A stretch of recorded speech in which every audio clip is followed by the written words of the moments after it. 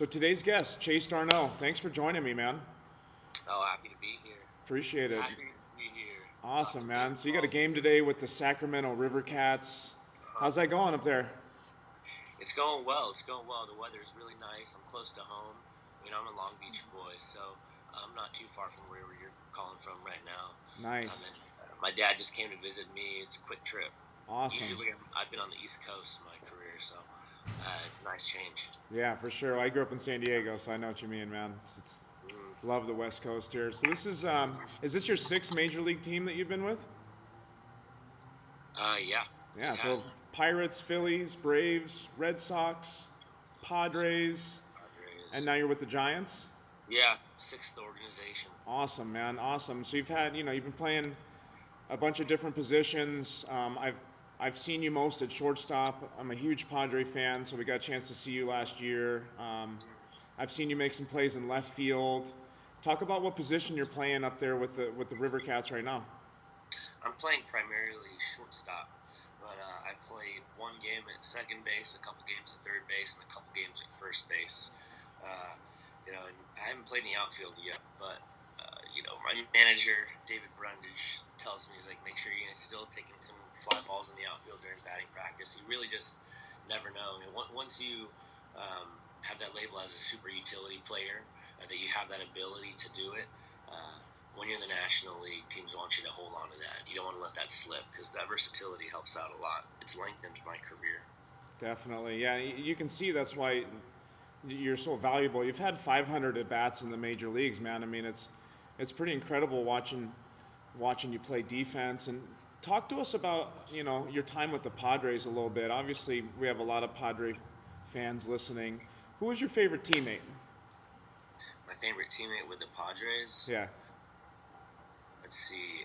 I was hanging around a lot with Cahill and Caesar. Matt Caesar and I have an interesting story about Caesar. When I was with the Red Sox earlier last season in 2017, we were playing against the Cubs in Boston, and I went down an elevator, and Matt Caesar happened to be in there. He and I recognized each other and said hello. And he asked me what it was like to be picked up off of waivers and just to be with another organization because he'd been with the Cubs his entire career, Right. up and down. But he was in a situation out of options, and he asked me, he's like, "What was it like?" He's like, "Because for some reason I got a feeling it could happen to me this year." And then I told him about my experience, and I told him that it's all positive because it gives you a chance to see another perspective and how another organization attacks the game of baseball and what their Right. beliefs are. And then a couple of weeks later, I got put on waivers and I got picked up by the Padres, and the same thing happened to him, and he and I were teammates. Wow. That's random. We connected on that level, and he also is pretty artistic. He makes a lot of artwork. He does the spray paint art, and I had the music, so we connected on that level as well. Awesome, man. So obviously your defense has been spectacular. Last year with the Padres, you've made some amazing plays. It's kind of, to me, it was a little bit of reminiscence of like Khalil Green, plays in the hole, a lot of diving plays. Do you feel like your defense is something that you need to work on still every day? 100%. Yeah, very much so. I read an article that was I have a 10-month-old son. I just had my firstborn, and my wife, and we've signed up for other online sources that'll send you articles that are interesting. One of them was about praising your children, and this can apply to adults and baseball players as well. And there's evidence that it is better to praise a child for their effort that they put in, not necessarily for being smart. Like, if they accomplish a task, and like, you're so smart, that's great, you're really smart, or you're so talented at this and that. Like, what you want to do is praise them for the effort and teach them that the effort that they put in is what made them that good in the first place. There are times in my career where I think that I may have just thought that I was really good at something, and made me not work so hard at that one thing because I felt like I was already good. Mm-hmm. These kids in the article ended up being afraid to fail because they were so smart. they didn't want to get any problems wrong, so they were less apt to take on new challenges in the realm that they were really good at. So it's defense is something I have to work on every day. I mean, I have a routine in the cage that I do every day, and if I don't do that routine, if I go a couple days without taking grounders and feeds to second base or first base, something's going to feel off. Definitely. Yeah, and you hear a lot like for a major leaguer, it's the routine that defines them, and it seems like, for a guy like you who has to play multiple positions, who has to come ready to play, maybe getting some late innings sometimes, coming off the bench. It definitely seems like the routine is what defines a major leaguer, and for our students here, I feel like it's so huge. So talk about your routine at the plate a little bit, or when you're practicing. Talk about how that everyday work puts you in line to kind of be confident and be consistent. Starting when my routine in the cage Yeah, before the just game. starting because just talk about how you can relate that to young kids, because young kids don't have routines. They just kind of they show up, and they just maybe take a few swings and no purpose. So what is your purpose behind, your routine? What are you trying to get ready in your swing every day? I think some of the what separates major league caliber players to really talented minor league players is consistency. Um, to be able to come with the same swing, the right approach for the right pitcher, and those are the kind of things that separate it, and the right uh, having the right routine that will complement your swing and what you do at the plate with the kind of player you are is very important. So when I get to the field, I get dressed, eat. When I get into the cage, I have 3 rounds of flips. The first round, I just like to use my upper body and drive the ball to the back of the cage, up in the air. I don't want any ground balls in the cage. Mm-hmm. And then my next round, I'm going to keep my feet in place and start using my lower half as well, just so I can feel the connection to the ground. I'm not striding yet. I'm Mm-hmm. using my full swing, because if you're going to start your swing up here and your hands start going towards the ball before this left foot even hits the ground, you're losing potential power right away. So that helps me feel the position that I want to be in right when I start my hands. And then my third round in the cage, I just let it all go, and I try to drive the ball the best I can to the right center portion of the cage. But if he throws it in, of course, I'm going to pull it. I'm not going to force it to the right side. And that's all I need right there for my footwork inside the batting cage. And then during batting practice, I do the same thing. I start with my feet, both of them on the ground, and then slowly work in my lower half connection, just focusing on driving the ball to the gaps. And at first, I'm going to be more inside the ball the first couple rounds, Mm-hmm. and then slowly work my way around to the pull side. Awesome. Yeah, that's great, man. I think we try to relate it to how you warm up to throw. You wouldn't do long toss in the first throws of the day. You would kind of get the process loose, and so I think that's important. I mean, that's a drill that we do where you don't stride and you kind of stay in the ground. So Mm-hmm. that's great. Let's see Yeah. here. You Good recently way to had feel your heel connection. exactly Yeah. with both feet firmly planted in the ground, not leaking onto the front side. You Yeah. know, Mm-hmm. would you say that your approach, because you said you're not trying to hit anything on the ground, would you say your approach is to, everyone's talking about launch angle, and I think it's a misinterpreted, but would you say you're trying to swing up a little bit? Yeah, yeah, I am, because that's what I need to think about to get my bat on plane. Some guys think down. Yeah. Guys like Will Myers, like Mm-hmm. in his head, he's thinking down. Mm-hmm. Uh, who else thinks down? Um, First baseman from Arizona.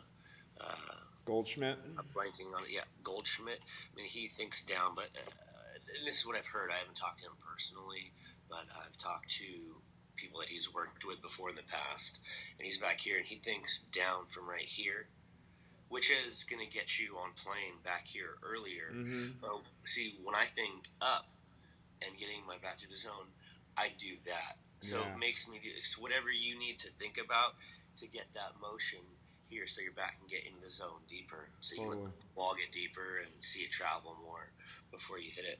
That's a great point because you're right there with guys, and we talk about real and feel, and everyone's trying to do the same thing, but whatever you need to do to get to that point, I mean, it's kind of personal. So you hit two bombs against Reno, April 11th. Had a two home run game.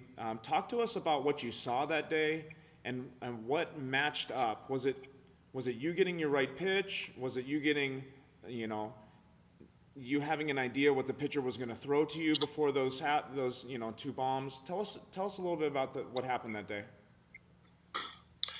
The first home run was kind of an emergency swing. It was a long at bat, late in the count, 2 strikes, and the pitcher threw a good fastball up and in. And I think just because of all of my preparation and my routine and swinging with the right path, I caught up to it and hit a great ball. Hit it to left field, cleared the fence, and that was the first homer. The second homer, I was just looking for a pitch over the middle of the plate. I don't want to overcomplicate things because I feel like when you go up to the plate with a clear mind and just know what you're looking for and put your A swing on the ball. And I want to emphasize putting your A swing on the ball. Good things will happen. The last thing I want to do is go up to the bat, go up to the plate, and then see this first pitch that I think is going to be a heater, and then I notice that there's a wrinkle in it, and it ends up being an off-speed pitch, and then change my posture and hand placement and just to try to make contact with it, and then put it in play weakly. Mm-hmm. That's the last thing I want to do. I would much rather swing through it with my A swing. Mm-hmm. That's one thing I've gotten better at. So if I miss, I'm going to miss it completely. I would prefer to rather than to nub it off at the end. I want to put my A swing on the ball every time so something good can happen. If I change my swing too much, and especially if I get out of that power position, where I lose my connection, then the ball's just not going to go as far. You're not going to hit it as hard. So I'm just looking for a pitch over the middle, and I want to put my A swing on it. So the first one was more of a reaction where it was kind of up and in a little, Yep. and you I kind was of choked up. Yeah. I was choked up about this far. About down there, and when I widened out, and I had my arms closer than usual, and I felt like it was just a reaction. Got it. Inside, right? Just Real tight turn, everything real tight to the body. yeah. Awesome. And then the second one was more because I'm trying to give guys ideas. Like both those at bats were a little different, and pretty drastically different. One of them you were hunting a zone, in a sense, and the other one you were it was more of a reaction. So, and both of them you got A swings off on for the most part, and so I think that's important that guys train to get their A swing off, in different counts, a ton of different locations, tight to the body, like you're saying, where it's real uncomfortable. That's awesome. That's a great perspective. A few more just fun questions, and then I'll give you a chance to mention your music here, man. Give me the toughest pitcher you faced. Probably gotten this question before, but I love hearing everyone's answers for this. Yeah, it's easy to throw out a guy's name like Scherzer. Scherzer's a tough guy to face. Yeah. He's really comfortable on the mound. He brings it. He's got some really good stuff. I mean, I haven't really seen him get hit hard whenever I've played against him. Mm-hmm. I'll go with Scherzer. And like different angles and. Yeah, the heater out of the hand to him, and I've talked to other hitters about this. It looks like he's accidentally cutting it off. And when I say cutting it off, like that pitch that comes out of the pitcher's hand, it just looks like it's going to be a ball right away. Pulls it. But that's the way it comes out of the hand, but that ends up being right on the outside corner. Right. Pretty often, and he's accurate with a few different pitches. Yeah, if he's accurate with 3 pitches, it makes it a lot tougher. I mean, I think the changeup is a huge pitch. If you have different variations of if you have different variations of your slider curveball, which he does. Yeah. Totally. And he's got the velo, and he has two different colored eyes. So, what's going on? Yeah, that's scary right there, huh? And last one, craziest moment in a professional game. You know, whether it was just something wild that happened or something that happened to you, whatever. Craziest moment in a game. Um, Gosh, I'm making you work for this one right here, huh? it's been a while since I've thought about craziest moment on a baseball field. Like, what comes to my mind, and I know this isn't like very a happy thought or anything like that, but I've seen some kids get hit in the stands a lot this year. Oh man, Foul balls. crazy. That to me is crazy, and it's crazy to me when the parents aren't paying attention, and that it happens because the kids can get hit so hard. Totally. Recently, this one child became concussed and got hit in the head. I know they're extending the nets in the major leagues a little further out beyond the dugout, but like, if you're a parent and you're listening to this, I just feel like when you're at the game, you need to do everything that you can to protect your child. And if you lose focus and the ball comes in at 100 miles an hour and hits your kid in the head, you're not going to be having as much fun the rest of the day. If you can, just prevent it by going behind the net in the first place and buying tickets somewhere where a foul ball down the line couldn't hit your kid. Definitely. It's not going to be social. But that's one thing that whenever I see it, it just kills me. Yeah, I can't even imagine what that's like being up close and seeing something like that. And have they installed those at the minor league parks yet? Some of them. Yeah. Some of them are longer than others. Totally. Well, I hope to see you up in a Giants uniform soon, man. You are a dynamic player, fun to watch. We look forward to, staying in touch with you and maybe doing this, a year from now and seeing how your career has evolved. Give us Thanks, David. yeah, you're welcome. A quick shout out for your music. You're a musician and you have a band. Give us a shout out to where we can find your music, man. My music, you can find it on Apple Music or Spotify, iTunes, any of those media. It was a fun project. I lived with my band in 2016 in Atlanta when I was with the Braves, and we made an album, one that can go like country rock or just straight rock because when you're in that region, you know that people are going to love the country. Yeah, but for sure. We created something that we thought people would love. Again, if we were playing somewhere that liked more rock, we could make all of those sounds a lot more rock. Right. But the album's called Seven Ghosts. Since I've been a dad, I haven't been performing a whole lot the last 10 months. Mm-hmm. But it's been a joy being a father, and it's giving me an opportunity just to focus solely on baseball, which is probably where I should be. Yeah, man. So it's the Chase Darno Band, correct? Yeah, the Chase Darno Band. Zach Brown made his own band. I thought, why not? Chase Darno Band. Bring the pieces together.